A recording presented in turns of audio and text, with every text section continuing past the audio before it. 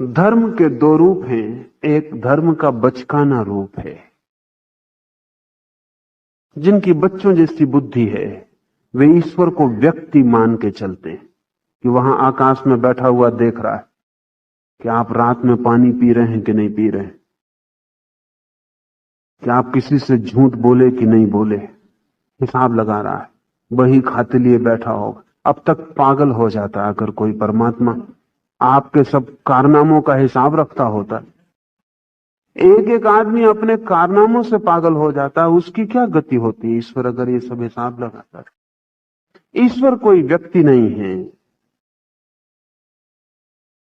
लेकिन हम उसे व्यक्ति मान के चलते हैं। तो हम हाथ जोड़ के प्रार्थना करते हैं उससे कि मुझ पे जरा दया रखना, मेरा जरा ख्याल रखना। किससे आप बात कर रहे हैं? क्यों ये बात कर रहे हैं? ये वही आपका तर्क है जो बच्चे का कुर्सी से चोट लग जाए तो बच्चा समझता है कुर्सी कोई शरारत कर रही, शैतान कुर्सी, अच्छी कुर्सी नहीं। दूसरी कुर्सी जिस पे से वो कभी नहीं गिरा उसे मानता है साधु कुर्सी, कभी गिराती नहीं। जिस दरवाजे से उसको खरोंच लग जाते वो समझता है ये दरवाजा शरारती। ये बच्चे की भाषा है। ये बच्चे की भाषा हम जब जगत पर लगा देते हैं तो हमारे बचकाने धर्मों का जन्म हो जाता है। फिर अगर ईश्वर हमें नौकरी लगवा देता है तो हम प्रसन्न होते हैं, और अगर नहीं लगवाता तो हम नाराज होते। एक आदमी ने मुझे आके कहा कि 3 दिन का समय दिया था, पत्नी बीमार थी और मैंने 3 दिन का समय जाके मंदिर में भगवान को दे दिया और कहा कि अब सब दांव पर लगा दिया है। अगर 3 दिन में पत्नी ठीक नहीं होगी तो समझ लूंगा कि कोई ईश्वर नहीं, और अगर ठीक हो गई तो सदा के लिए तुम्हारा भक्त हो जाऊंगा। पत्नी ठीक हो गई, वे सदा के लिए भक्त हो गए हैं। मैंने उनसे कहा कि अब दोबारा ऐसा मत करना। संयोग सदा काम नहीं करेगा। एक दफा परीक्षा ले ली, बहुत है, अब अपनी आस्तिकता को बचानी। अब दोबारा ये भूल मत करना, नहीं तो आस्तिकता मिट्टी में मिल जाएगी। पर आदमी का मन ऐसा है कि उसकी पत्नी बीमार है, इसके लिए भी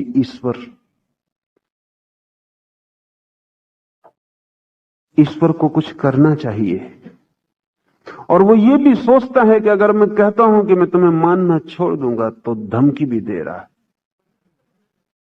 और वो खुशामद भी कर रहा है कि मैं तुम्हारी पूजा करूंगा, फूल चढ़ाऊंगा, जैसे कि सारे फूल उस पर चढ़े हुए ही नहीं।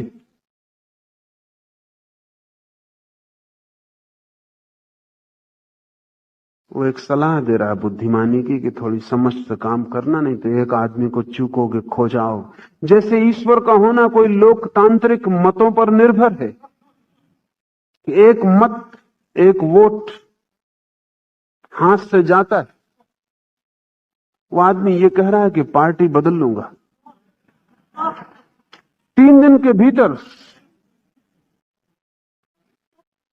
मगर हमारी सारी आस्तिकता ऐसी ही है, सशर्त है। इसलिए ध्यान रखें, जो आस्तिकता शर्त से बंधी है वो अभी बचकानी, अभी प्रौढ़ नहीं हो पाए, अभी समझ पैदा नहीं हुई। अभी हम बच्चों की तरह जगत के साथ व्यवहार कर रहे हैं।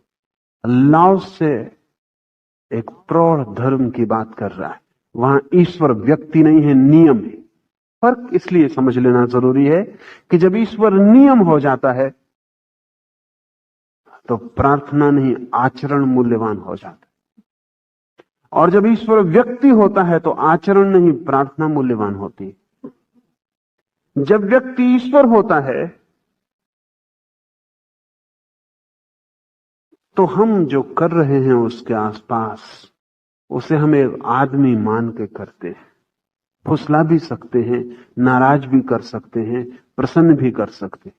लेकिन जब ईश्वर एक नियम है तो ये सारी बातें व्यर्थ होगी। न फुसलाया जा सकता, न राजी किया जा सकता, न धमकी दी जा सकती, न भयभीत किया जा सकता, कुछ भी नहीं किया जा सकता। फर्क समझ लें, जब तक ईश्वर एक व्यक्ति है तब तक हमारी कोशिश होती है ईश्वर को बदलने की।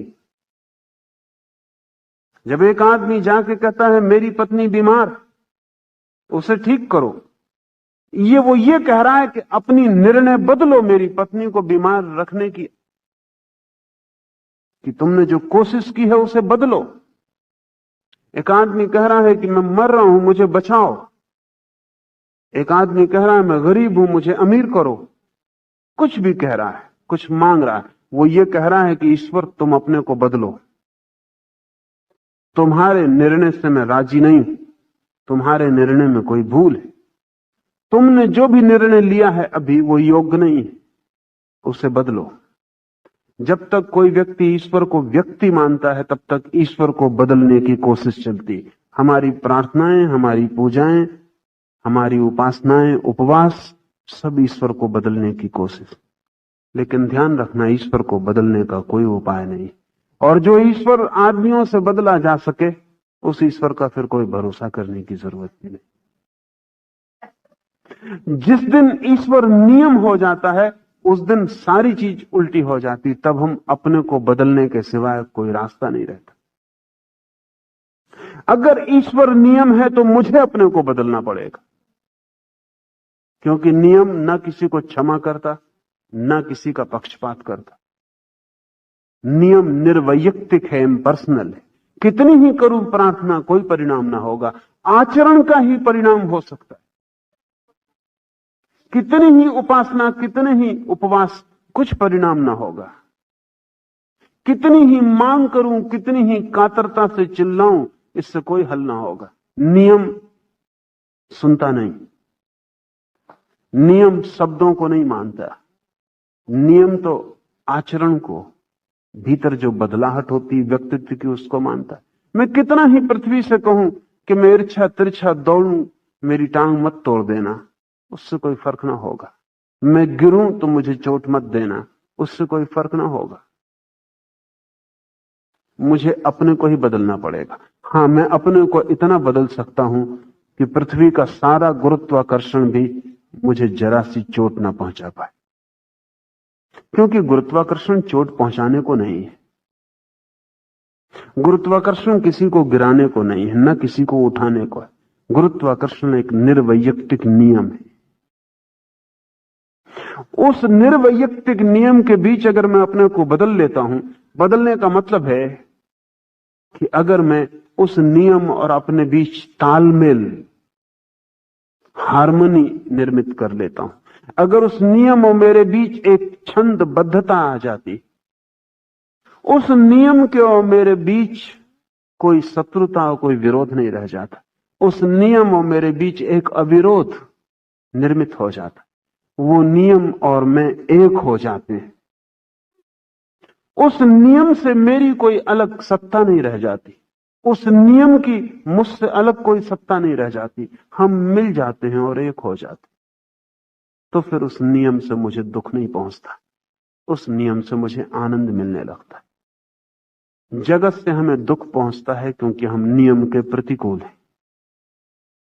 जीवन हमारा नरक बन जाता है क्योंकि हम नियम के प्रतिकूल हैं। जीवन स्वर्ग हो जाता है जब हम नियम के अनुकूल हैं।